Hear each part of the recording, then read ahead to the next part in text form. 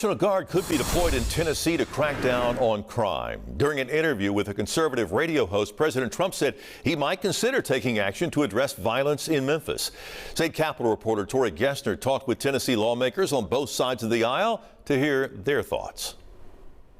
For Republican Senator Brent Taylor, there's no bluffing about the crime in Bluff City. The crime situation in Memphis is about as appealing as a lingerie department in a Goodwill store. President Trump recently calling it the murder capital of America, promising conservative radio host Todd Starnes he'd put Memphis early on the list of cities where the feds could step in. And I'm sure the people would love it. Senator Taylor says he'd gladly accept the help, pointing to the impact the federal takeover has already had on D.C. Whatever amount the locals have moved the meter in terms of reducing crime, it pales in comparison to what President Trump was able to do in 11 days. No murders in 11 days.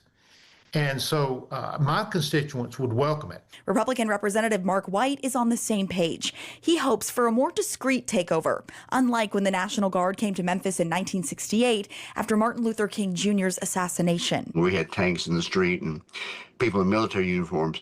I think we could have a much lower key where the could be back office administrative help that you would never even know. We don't have enough police officers in Memphis right now anyway, and so this would free them up to patrol the streets and be out on the streets where they can do administrative work and could be very low key. But Democratic Representative Antonio Parkinson says none of that is necessary. According to the city of Memphis, murders are down 14% this year compared to last. Those troops, number one, they're not police.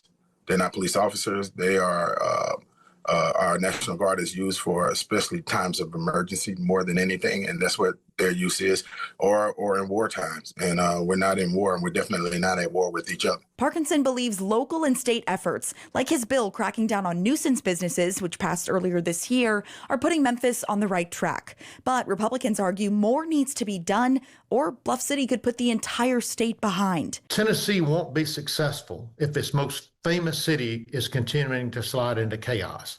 And I think all of this effort we're putting forward to make Memphis matter, I think will stop that slide into chaos. And Memphis could be the next it city. Reporting in Nashville, I'm Tori Gessner. We did ask Governor Lee's office for comment and if he would consider mobilizing National Guard troops in Memphis. We'll let you know if and when we hear back.